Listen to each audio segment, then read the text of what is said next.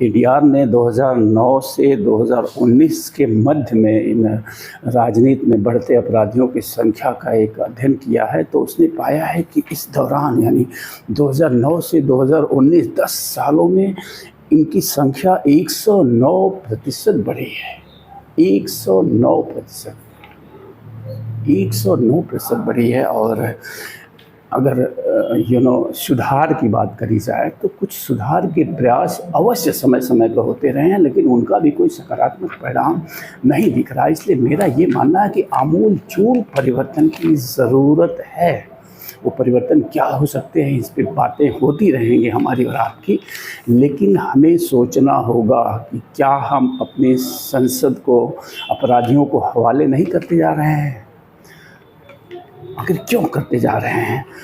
इसी क्रम में, इसी सुधार के क्रम में People's Union for Civil Liberties versus Bharat सरकार के मध्य एक PIL पे बहस के दौरान सुप्रीम कोर्ट ने एक नई बटन का मौका दिया। यानी कि कुछ लोगों को, जो लोग ये जो अपराधियों की फहरिस्त है, जैसे जिसमें अयोग्य लोग भरते जा रहे हैं, इन प्रकार धन और संपदा और फेम अर्जित करने वाले बढ़ते जा रहे हैं। यानी कि कुल मिला के मैंने एक वीडियो में कहा है ना कि आज राजनेता बनने के लिए आवश्यकता ये है कि आप फेमस हो, आप लोकप्रिय हो, लोग आपको जानता हो, और उसका कारण चाहे आप कुख्यात हो या विख्यात हो, इससे आम जनता पे कोई फ़र्क नहीं पड़ता। आप कुख्यात होंगे तब भी आपको वोट मिलेंगे, आप विख्यात होंगे तब भी आपको वोट मिलेंगे। तो आज के दिन कुख्यात अपराधी हैं, विख्यात जो है फिल्म स्टार्स और इस तरह के तमाम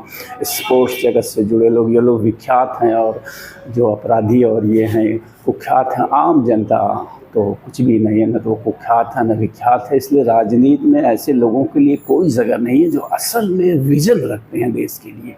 ये विजन लेस लोग जो अपराधों की दुनिया में संलिप्त हैं, जो किसी अन्य कैरियर में संलिप्त हैं, स्पोर्ट्स हुआ, फिल्म हुआ, ऐसे लोग ही विख्यात और कुख्यात हैं, और यही लोग वोट पा रहे हैं। ये इन्हीं लोगों के हाथ में पूरा लोकतंत्र जो है सिमटता चला जा रहा है।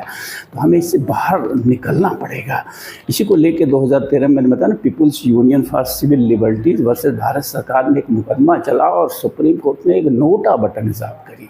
नोटा मतलब अगर आपको कोई भी प्रत्याशी पसंद नहीं है तो आप खारिज कर सकते हैं सबको नोटा बटन के द्वारा कि उपरोक्त प्रत्याशियों में से मुझे कोई भी पसंद नहीं है। लेकिन नोटा को कहा जाता है कि टाइगर विदाउट टूथ, यानी कि इस नोटा में वो अधिकार नहीं है। जैसे अधिकार ये होना चाहिए कि अगर नोटा बटन कहीं बहुमत से वोट पाता है तो वो चुनाव रद्द माना जाना चाहिए, फिर से नए प्रत्याशियों के साथ वहाँ का चुनाव होना चाहिए। तो अभी नोटा बटन के साथ हम ऐसा नहीं कर पाए हैं, इसीलिए इसको टाइगर विदाउट ट्रूथ कहा जाता है।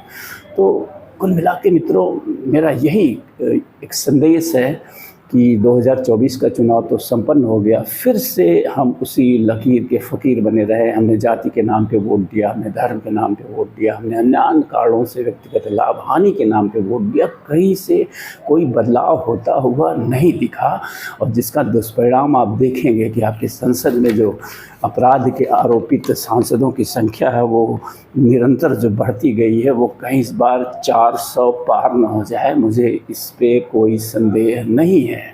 तो बदलना तो पड़ेगा, और इस बदलाव के लिए आवाज़ भी उठानी पड़ेगी, और उस आवाज़ के साथ साथ हमें बदलना होगा। हमें अपने मत के महत्व को समझना पड़ेगा, तब ये बदलाव की शुरुआत होगी।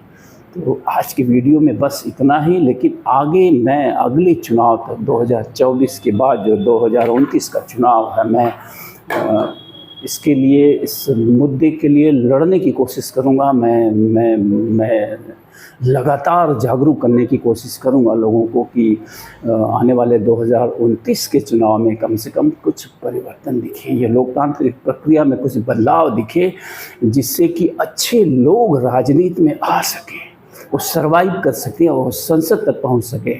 उसी में देश की भलाई है, उसी में आपकी भलाई है, उसी में हम सब की भलाई है। तो मित्रों नमस्कार, फिर मिलेंगे।